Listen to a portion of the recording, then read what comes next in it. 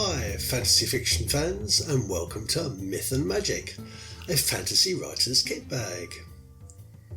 I'm fantasy writer Neil Mack, the author of Moondog and the Reed Leopard, and I want to share my love of folklore, local history and nature mythology with writers and creatives like you on my regular podcasts. It's designed with fellow indie publishers and writers in mind, but all fans of fantasy fiction are very welcome to join in. In my fantasy writer's kit bag, writers, artists and creatives will find lots of ideas and discussion about things such as potions, dark arts, fabulous creatures, folktale studies, nature lore, and the interesting history behind the myth and magic that underpins our understanding of the fictional universe.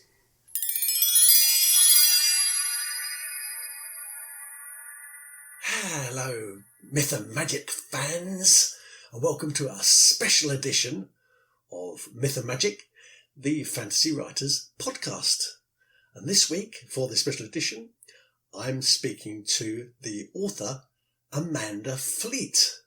She lives in Scotland with her husband, where she can be found writing and walking and cycling, and also authoring a series of books called the Guardians of the Realm series, which she says is contemporary fantasy rather than urban fantasy. So I wanted to talk to her about what she thinks contemporary fantasy for adults, her definition really of what she considers to be niche genre there.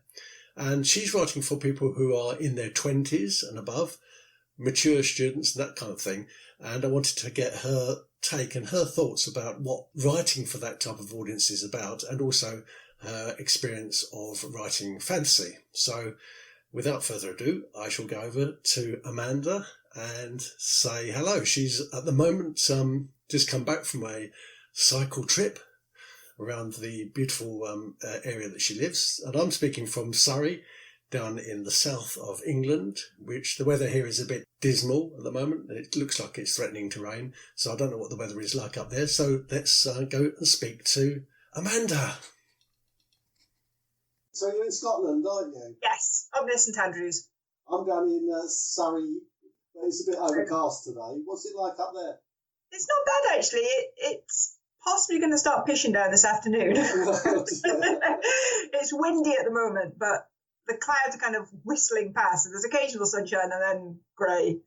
Yesterday it heaved down, so tomorrow it's going to heave down. Today it was okay.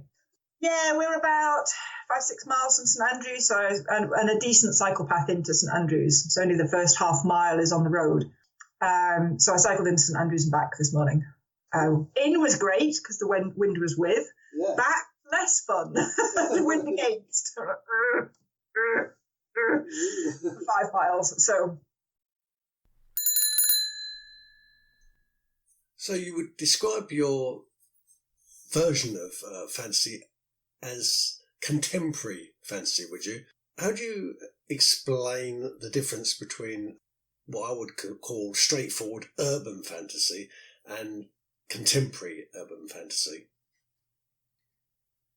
See, I always thought urban fantasy was fantasy set in modern times, which will otherwise be conventional, but with some mythical, supernatural, magical, whatever element in it. And so I always described it as urban fantasy because there are mythical elements in it. They're not mythical as in they're not vampires and werewolves or witches or whatever, but they're not real. And then various websites have sort of said, oh, no, that's not urban fantasy. Urban fantasy has to have magic in it. And I was a bit confused by that. Not difficult. And then somebody else was interviewing me, and they irritated me quite a bit because they edited back what I'd sent them as my answers for the interview, and said, no, you don't write urban fantasy. And I'm thinking, well, I wrote it. I think I probably do know what I've written. So, no, there's no magic in it. There's no witches and there's no werewolves and vampires, so it can't be urban fantasy. So I'm like, well, what on earth is it then? So I guess I call it contemporary fantasy. It is set in current day, modern, otherwise normal world. But there is something else happening in there. So there's a link with reincarnation and what happens to you when you die. that isn't real. I mean, I'm a physiologist by training. I know that this isn't real. So I used to teach in a medical school for nearly 20 years. So I kind of know this bit's fantasy. But that's the sort of fantastical element. So I would say I write stuff that otherwise looks normal. You would say, yeah, that looks like modern day Cumbria, but there's something not real there. So there's a magical portal to a different world that's in a different universe. There's these creatures that reach into your chest, rip out your life energy and kill you, and things like that. So, yeah. So what elements do you think must be in place before a work of fiction might be considered a fantasy rather than just plain young adult literature? Yeah, so the portal is in a crag. It just looks like a rock face to everybody else, but to one of the characters, it stops looking like a rock face and she starts hearing things when she's near it. So there's voices calling to her. And so, and it's not terribly far from where she lives, but it's to her partner, it's just a rock face. And he's like, quit being weird. It's just like, look, can you not hear that? It's like, hear what? So, there's a kind of push me pull you between the two characters as well, where somebody who reviewed the book thought that she was slowly going insane. I thought that it was a book about her slowly losing her sanity. And I suppose in some ways she is, but actually what she thinks she's imagining is real. I mean, don't all writers just live in a slightly weird world? I mean, where does reality end and fiction start? When you're deep into the middle of writing something, do you not find it really difficult to come out? Yeah, my husband's a photographer. Well, he's retired, but he's now a very keen photographer. And we go on holiday together, and he's always thinking, "Oh God, you're sitting around waiting for me all the time. While I get ready for the light to be the right, the clouds to be right, and all the rest of it." And I'm like, "Honey, I'm fine. I'm living in my own head for half an hour while you're doing this plotting books. Don't worry about it." You say that you don't necessarily write YA fantasy. You're really writing for 20-something readers, slightly more mature adults. How do you know what those 20-somethings want from their fantasy, and how do you know that you're delivering it? I said I worked in a university for 20 plus years, worked in medicine. Okay. And so I came across a lot of 20-somethings because I was a personal tutor to around about 6 or 7 different students each year. Yeah. But I also taught so much that the students saw me week in, week out, particularly in their second year.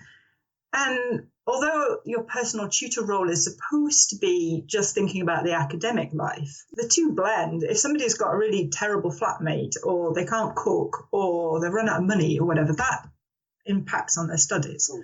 So you're actually sorting out a lot of other stuff. So you see a lot of other issues that they're battling. And it's not the same stuff that YA characters are battling. Oh, does he fancy me or does he fancy the cheerleader? They're past that. Yeah. They're worried about making rent. They're worried about, have they got a job lined up? Yeah. If they don't get a job lined up, how are they making rent? What are they going to cook?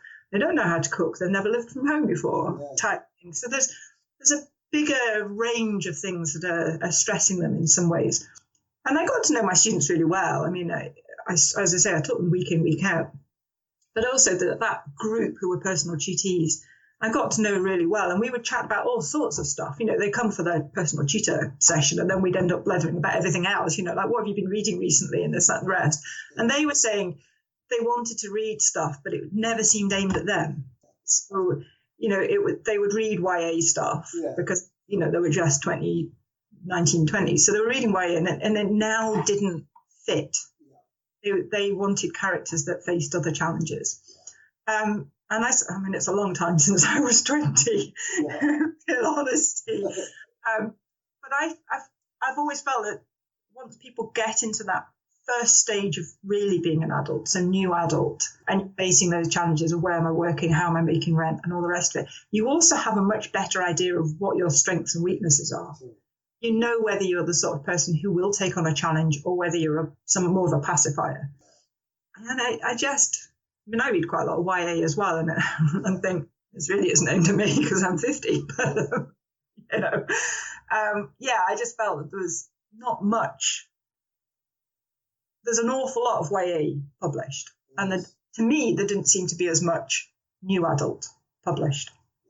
And I don't really know what challenges YA face because the students I taught were in their 20s. So I don't have kids myself. I don't really know what teens are facing. So for me, it was easier to write for new adult. Can you describe the magical elements in your most recent fantasy fiction?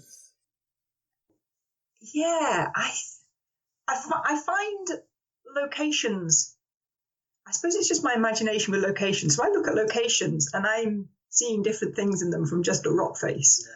I'm seeing them as a magic portal to a different parallel universe, or there's a tree and it's not just a tree, it's something else to it. So I suppose there's nothing for these books, nothing specifically, English mythology or Scottish mythology or that that's drawn me in. It's much more location and looking at the wildness, the wild areas. I mean, my husband and I both really like walking in where there's nobody else. So North Yorkshire Moors in Cumbria or Scottish Islands or the West Highlands or, you don't see anybody else all day. He's great. He's off taking photographs. I'm in my own head looking at things thinking, that's not just a sea arch, that's a magic portal, or that's where something happened, mythological happened. So I suppose a lot of my inspiration comes from the outside world.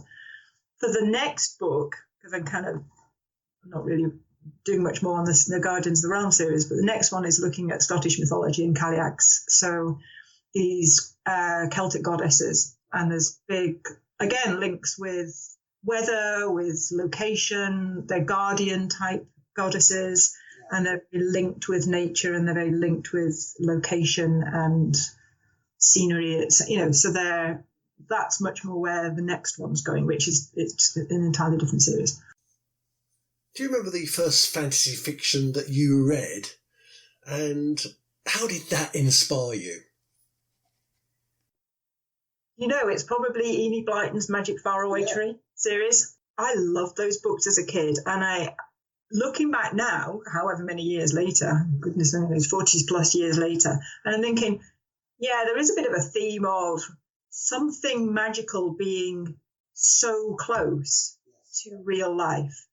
That's certainly the case in that series that I've written, the Guardians of the Realm series, but in various of the books that I have planned or have notes for, there are, ideas that there's another world that's so close. I climb a tree, or you go through a portal, or there's a rock face, or there's that kind of thing. And I'm sure it stems from the Magic Faraway Tree, that you climb up. I was always obsessed with what happened when the world moved. If you were up there and you hadn't come back down the tree and you were trapped, did you just stay in that world forever? And I do remember that happened in the books, and I can't remember what the end result was, whether they did get trapped up there and had to go all the way around and wait till they could come back down again. So I guess that's my earliest inspiration.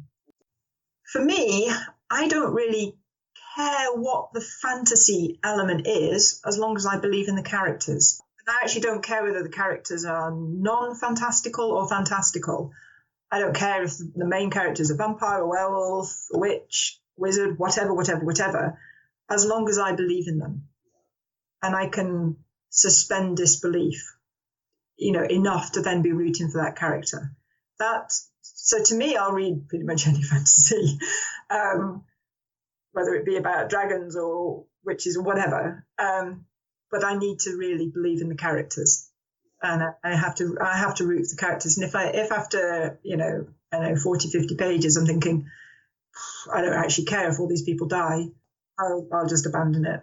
Yeah. So that to me is the most important, is to really believe the characters and believe that they're reacting in the way they would react, and that it's consistent, that if they're quite confident and confrontational at the start, that by 50 pages in, they're not suddenly cowering and, questioning every action.